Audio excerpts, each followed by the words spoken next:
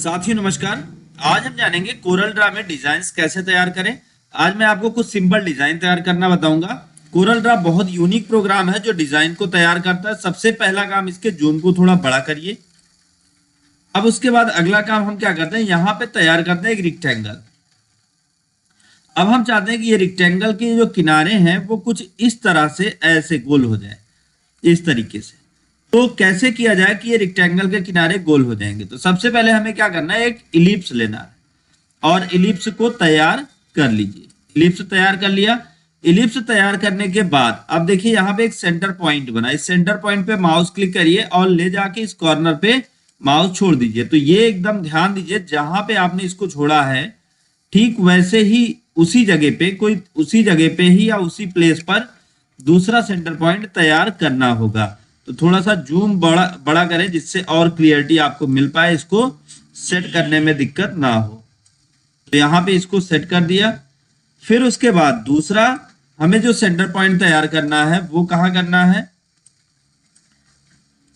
वो हमें तैयार करना इसके इस कॉर्नर पे। तो हमें क्या करना है, इस पे लेफ्ट क्लिक करके इसको ड्रैग करके राइट क्लिक करके यहाँ पे छोड़ देना है। तो देखिए सेंटर पॉइंट वहीं पे आया।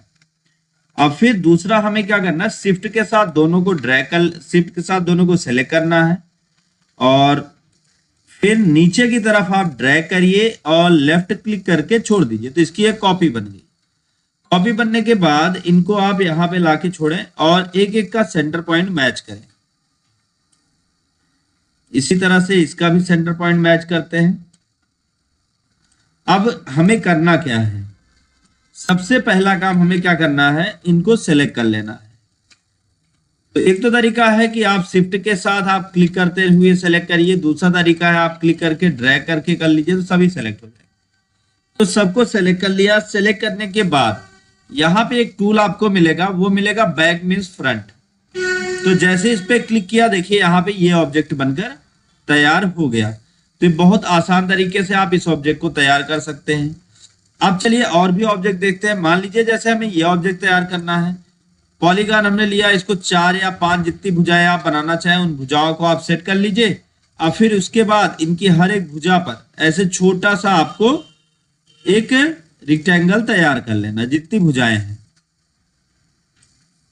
और हर एक भुजा पे रेक्टेंगल रख देना है। रेक्टेंगल कैसे रखेंगे, क्लिक करके आप ड्रैग करिए और माउस राइट क्लिक करके छोड़ दीजिए। तो जितनी इसमें भुजाएं हैं, हर एक भुजा पे जो है ये रेक्टेंगल हम एडजस्ट कर देते हैं, सॉरी सर्कल एडजस्ट कर देते हैं। तो सर्कल को हम यहाँ पे एडजस्ट कर लिए। अब हमें क्या करना है, इसको सेलेक्ट कर लेना है और यहाँ पे बैक मीन्स फ्रंट कर लेना। तो जितनी इसकी भुजाएं थी, हर एक भुजा इसकी कटी हुई मिलेगी। अगर इसको थोड़ा ज्यादा काटना था तो चलिए, जैसे हम मान लीजिए कि अब सबको ना काट के पहले तो हम इन दोनों बॉक्स को हटा देते हैं और इन दोनों बॉक्स को हटा देते हैं, यही हम रखना चाहते हैं।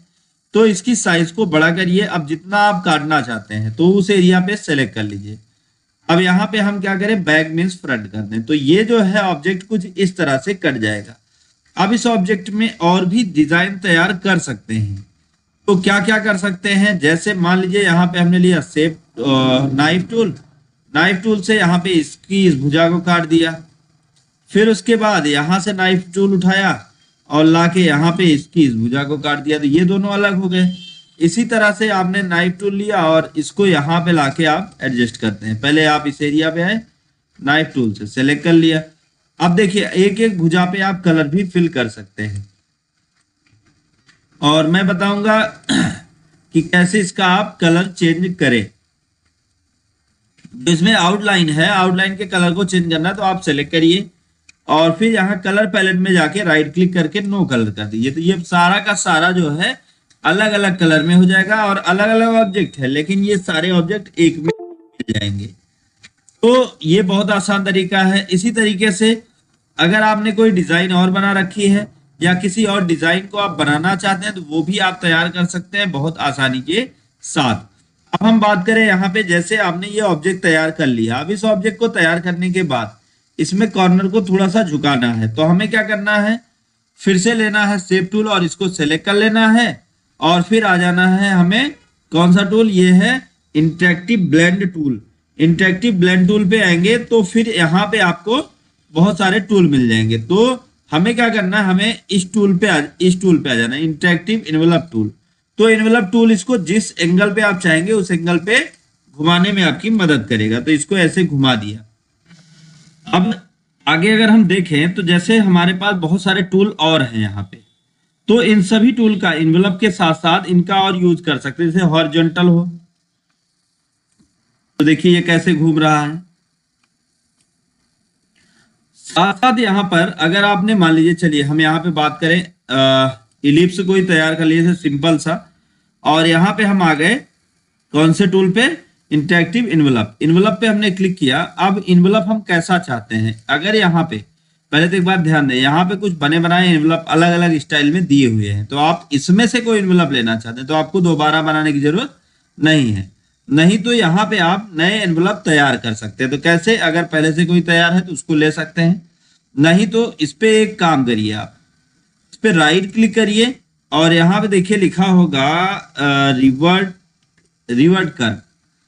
अब किसी भी एक ऑब्जेक्ट पर क्लिक कर दीजिए, किसी भी एक जो ये बटन से बनी है इस पे क्लिक करिए। अब यहाँ पे आप इसको किस एंगल पे घुमाना चाहते हैं, जैसे इस तरह से, तो यहाँ पे आप इसको पकड़ के इस तरह से आप ड्रैग कर सकते हैं। तो ये ऑब्जेक्ट कुछ इस तरह से बन जाएगा। अगर इसको आप थोड़ा बहुत और इधर उधर करना चाहते हैं तो इसको और भी मैनेज कर सकते हैं अपने हिसाब से, थोड़ा और ऊपर लेके चलना चाहते हैं थोड़ा और ऊपर लेके चल सकते हैं। यहाँ पे अगर इसको अलग अलग जगह से नोड देना चाहते हैं तो यहाँ पे प्लस कर दीजिए, यहाँ पे प्लस कर दीजिए, तो यहाँ पे आपको कई सारे नोड मिल जाएंगे। तो किसी भी नोड पर क्लिक करके आप इसमें अलग अलग डिजाइन अप्लाई कर सकते हैं। तो ऐसे कर दिया, ये हमारा ऑब्जेक्ट कुछ इस तरह से बन गया। अगर यहाँ पे आप कोई और भी ऑब्जेक्ट या स्टाइल तैयार करना चाहते हैं तो आप उसको भी मैनेज कर सकते हैं अपने हिसाब से। यहाँ पे ये देखिए, अब इस पर अगर आप कोई डिजाइन तैयार करना चाहते हैं तो यहां से आप इस टूल का, ये शेप टूल में, सॉरी फ्री हैंड टूल में आपको एक टूल मिलता है आर्टिस्टिक मीडिया। आर्टिस्टिक मीडिया को भी आप इस पे अप्लाई कर सकते हैं। तो आप इस पे क्लिक करिए तो आपका ये ऑब्जेक्ट इसी तरह से डिस्प्ले होगा। तो यहाँ पे इस ऑब्जेक्ट का जो भी आप कलर देना चाहें वो कलर दे सकते हैं। तो ये हो गया। अगर कोई दूसरा चाहते हैं तो यहाँ पे आप दूसरा भी ले सकते हैं। मैं आपको दिखाऊं तो यहाँ पे आपको बहुत सारे मिल जाएंगे। पहले सबसे पहला काम क्या करना, पिक टूल से आप इसको सेलेक्ट करिए और सेलेक्ट करने के बाद यहाँ पे आप उस ऑब्जेक्ट को अप्लाई कर दीजिए। तो आ जाइए आप इस पे, यहाँ पे आके आप जो भी ऑब्जेक्ट सेलेक्ट करेंगे या जो भी स्टाइल सेलेक्ट करेंगे वो आपके इस ऑब्जेक्ट पर अप्लाई हो जाएगी। अब इस ऑब्जेक्ट में आप कोई भी और एडिटिंग करना चाहते हैं वो सारी की सारी एडिटिंग कर सकते हैं। तो ये बहुत ही एक यूनिक तरीका है जहां से आप अपने डिजाइन को तैयार कर सकते हैं।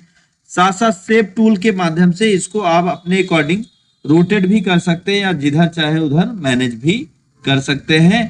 तो आज का वीडियो बस यहीं तक। अगर आपको हमारा वीडियो पसंद आया हो और वीडियो नॉलेजफुल रहा हो तो वीडियो को लाइक करें, ज्यादा से ज्यादा लोगों तक शेयर करें ताकि उनको भी नॉलेज मिल पाए। दोस्तों thank you so much video को अंत तक देखने के लिए।